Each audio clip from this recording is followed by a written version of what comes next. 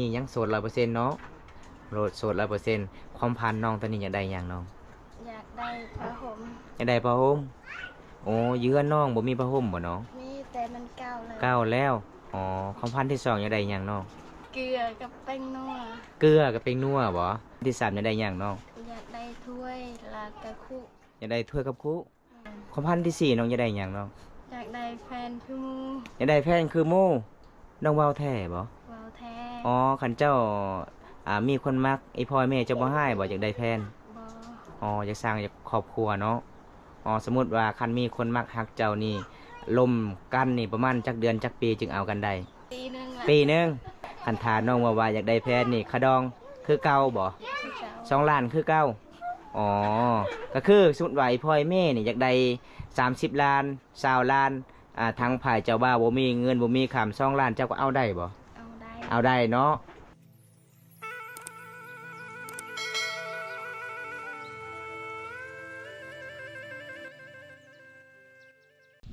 ตัวกาได้แหละเนี่ยตัวฮะได้ตึงพายอ๋อโดยซื้อเจ้านี่ได้น้องเจ้าซื้อนี่ได้แต่หน้ามือไหมนางไม้อ๋อไม่เรียนซื้อบ่ไม่เรียนห้องเละห้องปซองอ๋อเพิ่นว่าเข้าแฮมปซองผู้นี้เด้สิว่าจังไดเจ้าฮะซื้อนั่นได้เจ้าแทนแพงอ๋อเข้าโรงเรียนอยู่บ่เข้าเรียนห้องไรน้องป.3โอ้เก่งเนาะสู้ๆเด้อตั้งใจเรียนเด้อเจ้าได้น้องเจ้าเรียนห้องไหนป.3โอ้เก่งเจ้าซื้อนี่ไดเจ้าได้ซื้อนี่ไดม่านเจ้าก็เข้าโรงเรียนบ่อ๋อเจ้าเรียนห้องไหนป.2น้องจะอยู่ทางนี้เด้อนี่ได้ปลาแล้วก็คือน้องชิไปค่ายบ่หรือว่าจังไดกินเองบ่โอ้สวยเวิร์กไอ้พลอยแม่เนาะหากินเด้อทุกคนเอาเงินซื้อขนมเด้อน้องเด้อเอาเอาเจ้าเอาขอบใจเป็นบ่ขอบใจเป็นบ่เอามันโต๊ะหน่อยเอามันโต๊ะหน่อยนับเด้อขอบใจเด้อไปเด้อนับเอาเพื่อนว่าขอบใจเป็นนะทุกคนเลยเอาหาปลาให้มันมาเด้อน้องสาวเด้อไปหาปลาไปหาทางไหนทางนี้บ่โอ้เอาไปเลยโอ้ทุกคนเลยดีพอน้องๆหาอยู่หากินความตากะลืมซื้อขนมมากะเลยให้น้องๆซื้อเองพี่น้องผู้ละ2,000 กีบย่านค่อยบ่เจ้าย่านค่อยบ่โอ้น้องๆยานคิดว่าบอมตาจับเด็กหน่อยเลยทุกคนเอาให้มันมานเด้อเอามันมานเฮงเอาทุกคนบอมตากะสิเดินทางออกจากชนบทเลยแต่บังเอิญนี่พอน้องๆ4 คนเห็นเขาเจ้าย่างมาตามทางพี่น้องเอ้ยเขาเจ้าจับสะดุ้งจับกระต้าค่อยก็เลือกถามน้องๆเข้าเฮียนได้เฮียนห้องป.2 ป.3พี่น้องสุดยอดเก่งหลายขยันพี่น้องสาวลาวเคนนี่น้องๆหรือว่าเด็กๆเคนนี่ทุกคนบอมตาเห็นแล้วก็สงสารพี่น้องบอมตากะบ่มีเงินบ่มีคำคือกันเด้แต่เมื่อนี้กะขอขอบคุณอีกคนนึงก็คือคุณพระอาจารย์ที่สนับสนุนบอมตามาโดยตลอดที่ให้บอมตามาทำบุญนำกันเมื่อนี้บอมตากะสีลืมซื้อขนมก็เลยให้น้องๆซื้อเองพี่น้องเอ้ยจะได้บอมตากะสิเดินออกจากชนบทต่อได้ถ้าบ่ได้รับชมคลิปนี้แล้วก็อย่าลืมฝากกดไลค์กดแชร์กดติดตามหน่อยเด้อพี่น้องฝากเป็นกำลังใจให้บอมตาในการเดินทางหรือว่าการเฮ็ดคลิปตอนต่อไปเอากับสบายดีทุกคนสบายดีบรรยากาศยามแรงๆพี่น้องเอ้ยตอนนี้ก็ประมาณ2 โมงแรงแล้วทุกคนบอมตากะมาเยี่ยมมายามเสาร์อาทิตย์ใหญ่ในหมู่บ้านนี้เพราะว่าหลายๆคนให้บอมตาอัปเดตเรื่องสารบ้านซ่องน้องก็เป็นครอบครัวยากจนเลยทุกคนเลยเป็นเสาหลักในครอบครัวหาเงินหาคำทุกคนก็เลยเมื่อนี้บอมตาก็สิไปถามข่าวๆเรื่องราวน้องก่อนสิพา FC ได้รับชมบ่ว่าจะเป็นพี่น้องเฮาในประเทศและต่างประเทศไทยประเทศลาวอเมริกาก็ขอให้รับชมนำกันถ้าบ่ได้รับชมคลิปนี้แล้วก็อย่าลืมฝากกดไลค์กดแชร์ฝากกดติดตามแล้วก็ขอให้อยู่ดีมีแห้งขอให้ร่ำรวยหมดทุกคนมาสุมูสุบอดด้วยทุกคนเอาจังได้กับไปติดตามรับชมนำกันเลยพี่น้องทุกคนวันนี้ได้พ่อผู้สาวเขตชนบทหมู่บ้านนี้ได้ทักทายน้องก่อนสบายดีโดยสบายดีอ๋อซื้อซอสซุกคือเก่าเนาะแม่อันนี้มู่เจ้าบ่แม่ ม่น อันนี้บ่ซื้อเสาร์อาทิตย์บ่ แม่น อ๋อก็คือชาวบ้านละลายคนให้ข่อยไปถ่ายเนาะ แม่น มื้อนี้ข่อยขอไปห้าหมู่เจ้าได้บ่น้อง ได้ ได้เนาะเจ้าก็สิไปนํบ่ ไปน ไปนํเนาะเอาทักทายน้องก่อนสบายดีน้องสาว ำสบายดี ชื่อว่าจังไดน้องนั่นล่ะ ชื่อนางอาทิตย์ นางอาทิตย์อ๋อน้องนางอาทิตย์ก็คือมื้อนี้วันอาทิตย์เนาะมื้อนี้เนาะ อายุจักปีเลยเนาะ 16 ปีอ๋อ16 ปีอยู่ไสเฮือนเจ้าเนาะทางพุ่นบ่อ๋อเฮือนเจ้าก็มีไผผ้าบ่น้อง มี อ๋อไผผ้าใส่เองหรือว่าต่อที่เฮือนหมู่ ต่อเตเฮนหมู ต่อที่เฮือนหมู่บ่อ๋อเป็นจังไดไอมามื้อนี้ฐานะน้อง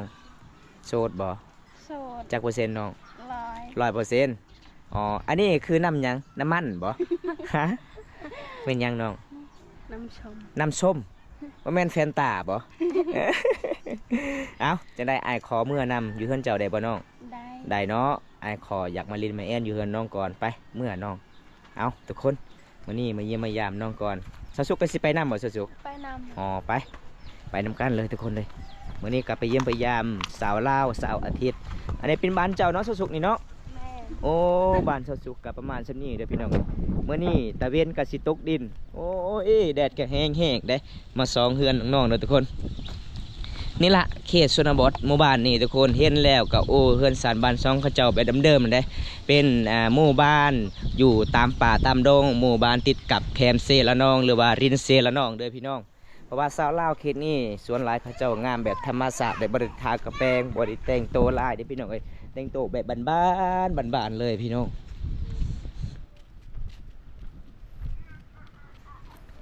อันนี้เฮือนเจ้าวะน้องเฮือนเจ้าวะอ๋อ อันนี้เป็นเฮือนน้องเด้อทุกคนอ๋อบันไดก็คือขึ้นไดบ่อันนี้ไม่เท่าบ่บันสวนไม่เท่าอ๋อบันสวนไปว่าสบายดีเด้อทุกคน เอาขึ้นนั่งเล่นนั่งแอนอยู่เฮือนน้องก่อนพี่น้องเอ้ย เอาซาสุกก็สิขึ้นน้ำมัน จะขึ้นน้ำกันปะอีหยังชิซอยอยู่กับเพิ่นว่า เดี๋ยวเขาขึ้น อ๋อบ่เป็นหยังน้องบ่เป็นหยังไอ้ขึ้นก็ได้เฮือนเฮาก็ซ้ำเฮือนเฮาอยู่ได้อันนี้เป็นเฮือนน้องเด้อทุกคน เห็นบ่เฮือนน้องกับเขาเจ้าสิมาต่อเฮ็ดสานใหม่ๆเลย นี่ละพี่น้องเขตชนบทหมดทุกคน เวลาเฮามาเยี่ยมมายามเขาเจ้าบ่ว่าจะเป็นอีแม่และลูกสาวใจดีได้แล้วก็เอาสาดมาปูต้อนรับแขกอยู่เฮือนอยู่ศาลเป็นอย่างดีเลยมื้อนี้ หาวโอ้เพื่อนต่อเนาะอันนี้ก็เพื่อนใหม่บ่น้อง แม่น อ๋อสิมาต่อแบบนี้เลยเนาะ เห็นถั่ว เพื่อนครั่วบ่โอ้เอาทุกคนทางพุ่นก็คือเฮาขึ้นบ่ได้เลยพี่น้องเพราะว่ามันเป็นตามประเพณีบ้านเขาเจ้าเวลาเขาเจ้ากะสิมาจำบอกฮีดเวลาเฮายามเจ็บไข้หรือว่าป่วยไข้พี่น้องเอ้ยเห็นบ่อันนี้เป็นเฮือนน้องกับไฟฟ้ามาต่อที่เฮือนหมู่นะเห็นบ่พี่น้อง ให้พามาต่อขันหมูน้องใส่เองกับผมมีคำอันนี้จะเป็นเงินขวดของน้องได้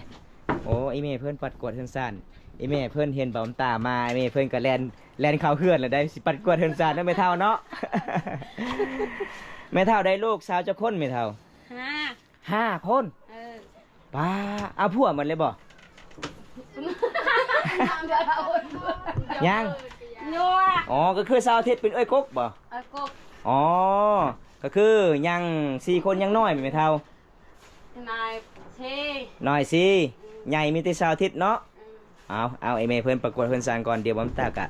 สิทักทายน้องอาทิตย์เห็นอย่างนี้อันนี้ก็คือสำหรับบองเขาเจ้าเฮ็ดกินเห็นบ่เขตชนบททุกคนป้าได้อาหารแซ่บเนาะน้ำมันยังนี่นะโอ้ได้ซีนมาแต่บ้านแกงอะล่องบ่สาวอาทิตย์อ๋อสาวอาทิตย์หากะมาแต่บุญกินงะเด้อทุกคนเพิ่นก็มาได้ซีนเขาเจ้ามาภาคพี่น้องอันนี้ก็คือมากน้ำเตากะบ่เป็นมากน้ำเตาแล้วเขาเจ้าเอาขวดมาใส่น้ำเลยมาเก็บเวลาเขาเจ้ากินตามร้านเซเว่นทุกคนเห็นบ่ประมาณชั่นี้เงิน3บ้านซองน้องพี่น้องเอ้ยวันนี้ก็สิพา FC ได้รับชมอัปเดต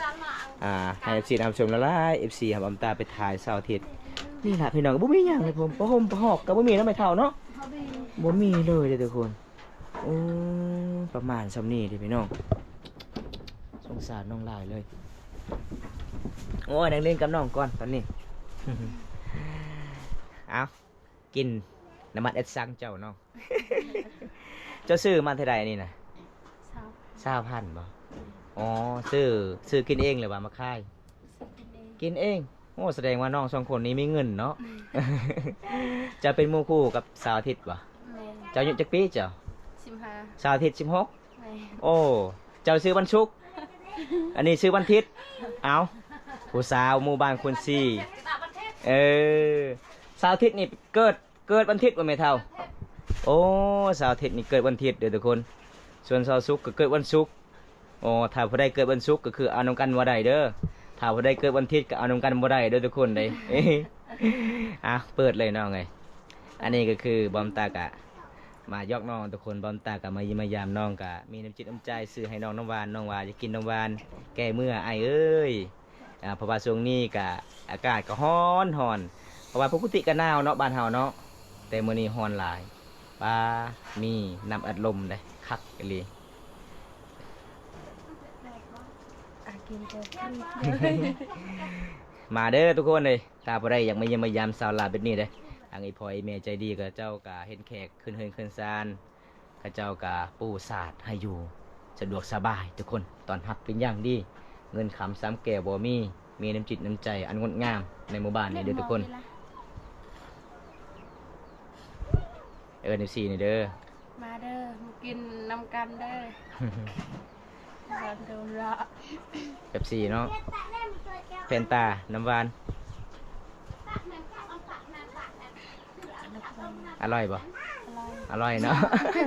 อร่อยไปว่าจังได๋ภาษาเจ้า แซ่บแอม แซ่บคือภาษาลาวเนาะภาษาเฮาแอม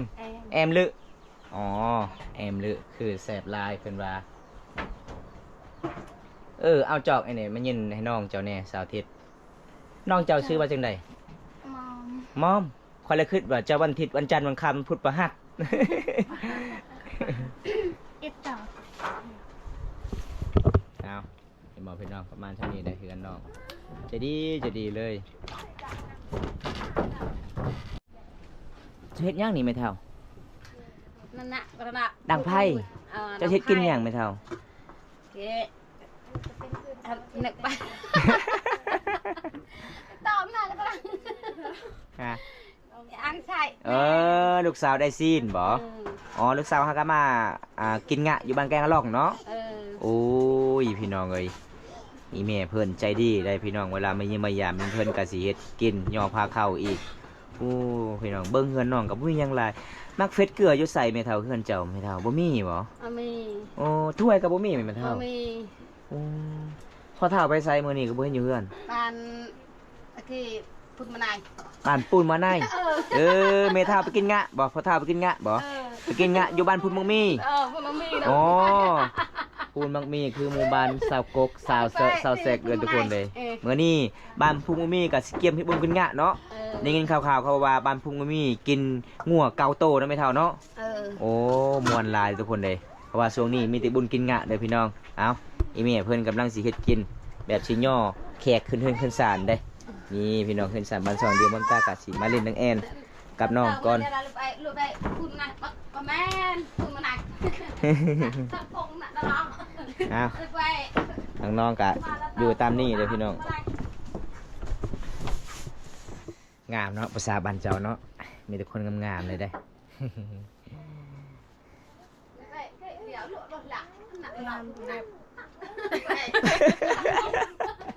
งามแบบใดๆงามแบบธรรมชาติอ๋อเจ้าบ่ได้ทากระแปงหรือบ่เจ้าวะบ่ได้แต่งหน้าเลยบ่ได้แต่งตาบ่ได้แต่งแขวงามแบบธรรมชาติเลยแต่มันยังดำๆในแขวเจ้านะ เป็นตั้งแต่เกิด เจ้าดัดฟันได้เงินมาแต่ใส่น้องฮะหับจ้าง หับจ้างไปเฮ็ดงานหยัง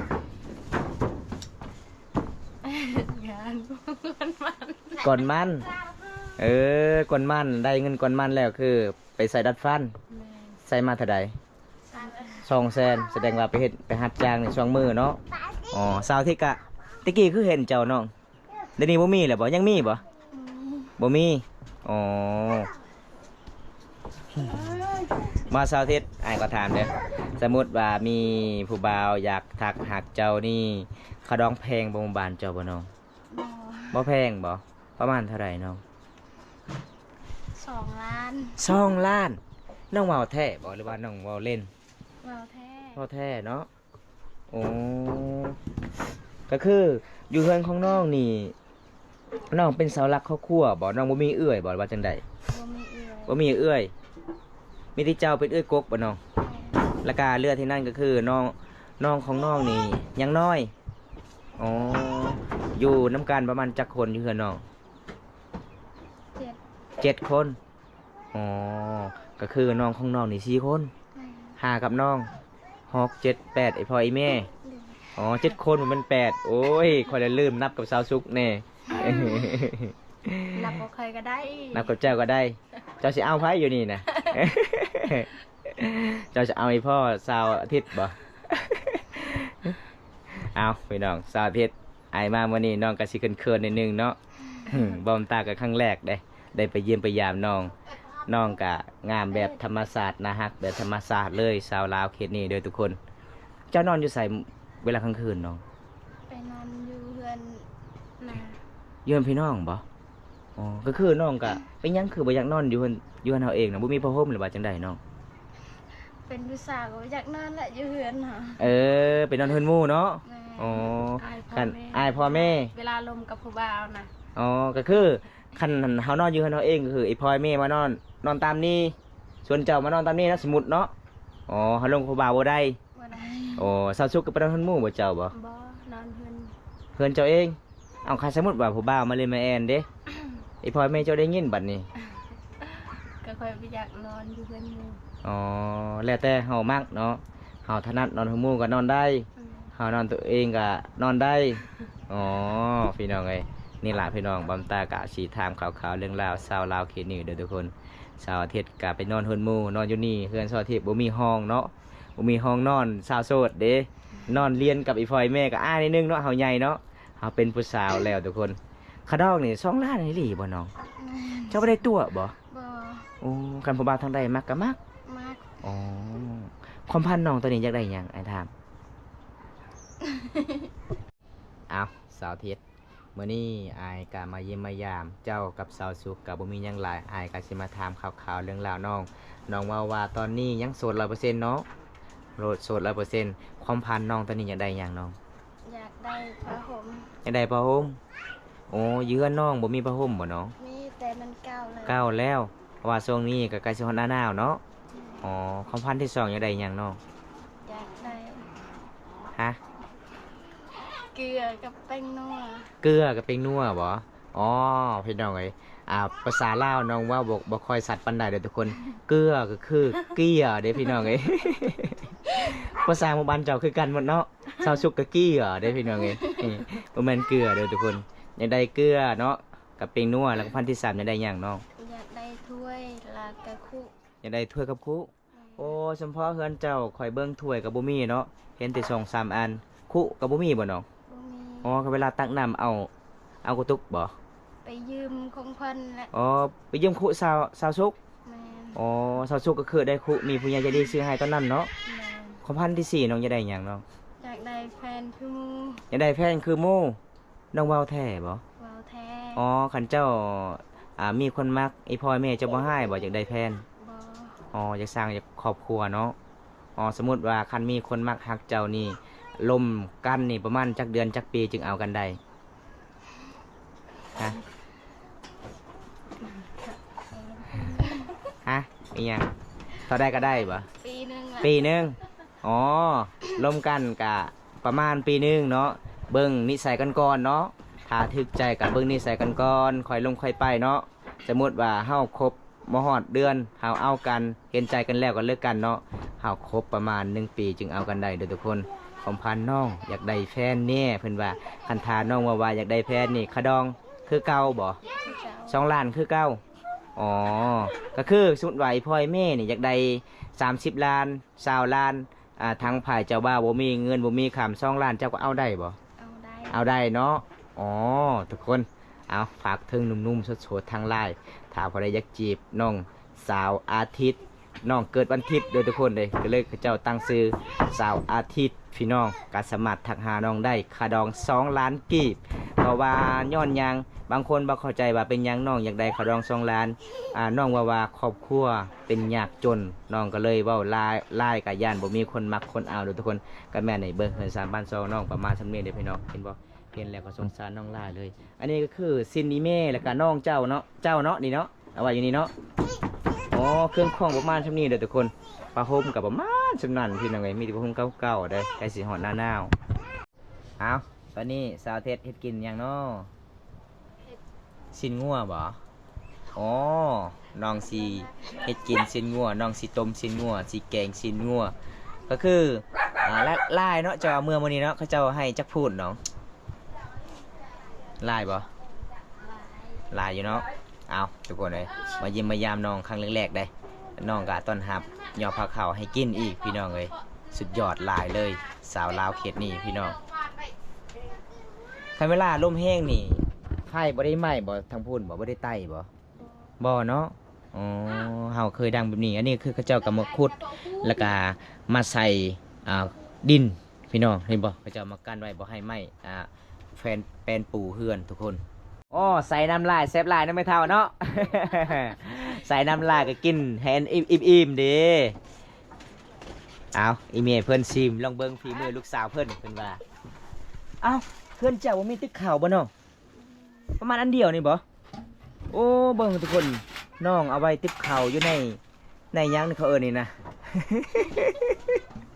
ไว้บ่มตายลืมเลยทุกคนเลยเอาไว้อยู่ในหวดเลยไรโรไปไรเนาะโอ้ภาษากองเอิ้นไรเอาไอเมเพื่อนกะสีตักอาหารสีหย่อให้เค้กมาเยี่ยมมายามอยู่กันอยู่ซานสุดยอดบอสคัมซีเว้าโดยพี่น้องชาวลาวเขตนี้บ่ว่าจะเป็นบ้านชาวซุกบ้านชาวอาเทศบ่ได้เกิดวันแต่ละวันนี่วันเสาร์วันอาทิตย์นี่ใจดีเลยเห็นบ่อีเมเพิ่นเบิ่งใบไม้เต็มหน้าเต็มตาเลยเพื่อให้ลูกสาวได้ผัวได้แฟนเพิ่นว่าชาวบ้านเลยนี่ไม่เอาชาวบ้านเลยใจดีหลายเด้อทุกคนอันนี้จะเป็นสาวเทศก็สิเอาเข้าอีกเพื่อนน้องบ่มีติ๊กเข่าโอ้สงสารน้องลายเลยทุกคนเลยประมาณติดติ๊กเดียวได้น้องก็เลยไว้เข่าชุดนี้เห็นบ่มาเลยโอ้พี่น้องเลยใจดีเด้อทุกคนสาวลาวเขตนี้เด้ออาหารก็คือกระแซบเลยทุกคนน้องได้ซีนมาติแขกก็นั่งย่อให้เฮากินเห็นบ่ไอแม่เพิ่นเวลาเฮากินข้าวกินน้ำสาวลาวคนนี้ต้องเอาน้ำมาล้างมือเลยทุกคนเห็นบ่โอ้สุดยอดลายเลยพี่น้องใจดีเลยพี่น้องสาวลาวคนนี้ทุกคนแต่น้องว่าอยากได้ขะดอง2 ล้านโอ้ยให้4 ล้านนะเด้อพี่น้องถ้าผู้ใดใจดีก็ให้4 ล้านโลดขะดอง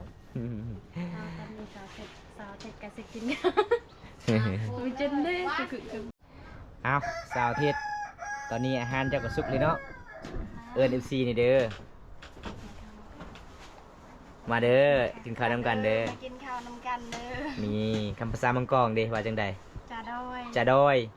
ดอยมนโตบ่จ่าดอยมนโตคือกินข้าวนำกันเนาะอ๋อมันเป็นตามประเพณีทุกคนนี่เฮ็ดสารบ้าน2น้องประมาณส่ำนี้น้องก็สิย่อผักข้าวให้กินอีกได้โอ้สาวสุกหิวข้าวคือน้ำเนาะเจ้าเนาะเอาสาวทิศเจ้ากินก่อนน้องเอ้ยเอาเปิดเลยติดข้าวน้องโอ้เห็นเฮือนน้องกับติดข้าวบ่มีขึ้นเฮือนซอซุกติดข้าวเฮือนซอซุกกับเบิดคำซีเว้าทุกคนเป็นปองหมดเลยพี่น้องมากินข้าวนำกันเด้ออ๋อมาทุกคนแซ่บๆนำกันเนาะแซ่บนำกันเด้อพี่มือสาวทิศนี่แซ่บหลายเด้อเก่งเลยเพิ่นเฮ็ดกินกับข้าวเด้อแบบนี้เลยทุกคนแซ่บเนาะแซ่บอ๋อเอาทุกคนมากินข้าวนำกันพี่น้องนี่น้องก็เอาอาหารมากินได้มันเป็นตามประเพณีทุกคนเฮาบ่กินกับบ่ได้เฮาต้องจำต้องฝ่ายก่อนเด้อพี่น้องเอาน้องเอาไว้เลยน้องเอ้ยกินข้าวกินน้ำแล้วโอ้ใจดีหลายทุกคนเลยเห็นบ่พี่น้องมาเยี่ยมมายามเฮือนชาติบ้าน2สาวลาวเขตนี้สุดยอดเขาเจ้าก็ย่อผ้าขาวให้กินอีกเด้เห็นบ่นี่บ้านน้องประมาณส่ำนี้เด้พี่น้องมื้อนี้อ้ายมาเยี่ยมมายามเจ้าบ่มีหยังหลายเด้น้องเด้อเพราะว่าอ้ายก็เห็นชาติบ้าน2น้องก็บ่มีแต่อ้ายยอมรับว่าน้องใจดีหลายเด้ว่าสิเป็นอีเมและก็น้องใจดีหลายเพราะว่าน้องขาดเกลือขาดเป็นนัวเนาะอันนี้ก็คือเงินบำตากับบ่มีเงินคือการได้น้องเด้อมาซอยน้องเด้อเพ ขอให้น้องซื้อเกลือปิ้งนัวเด้อ เลย พี่น้องเห็นแล้วก็สงสารน้องเนาะสาวสุกเนาะ แมน เฮากะน้ำจิตน้ำใจกะ10-20,000ในละทุกคนเลยถ้าผู้ใดใจดีก็อยากสนับสนุนน้องก็ซื้อให้น้องได้น้องอยากได้เกลือปิ้งนัวแล้วก็ถ้วยกับขู่ผ้าห่มนี่ใกล้สิฮอดหน้าหนาวโดยทุกคนก็ได้ความตากะสิปิดไว้สำนี้ก่อนคลิปนี้ถ้าผู้ใดรับชมคลิปนี้แล้วก็อย่าลืมเด้อพี่น้องเอ้ยฝากกดไลค์กดแชร์กดติดตามฝากเป็นกำลังใจให้บอมตาเฮ็ดคลิปตอนต่อไปน้องตอนนี้ต้องการแฟนเนาะขาดอง2 ล้านกีบบ่น้อง ขนม2 ล้านกีบก็ว่าจะเป็นทางใดก็ได้เนาะแล้วแต่คุยกันได้ ถ้าถึกใจก็เป็นแฟนกันได้ ถ้าบ่ถึกใจก็เป็นพี่น้องกันได้เนาะเอาพี่น้องเอ้ยบอมตากะสิปิดไว้สำนี้ก่อนเด้อพี่น้องคลิปหน้าพบกันใหม่ขอกล่าวคำว่าสบายดีบ๊ายบายไปกันเด้อ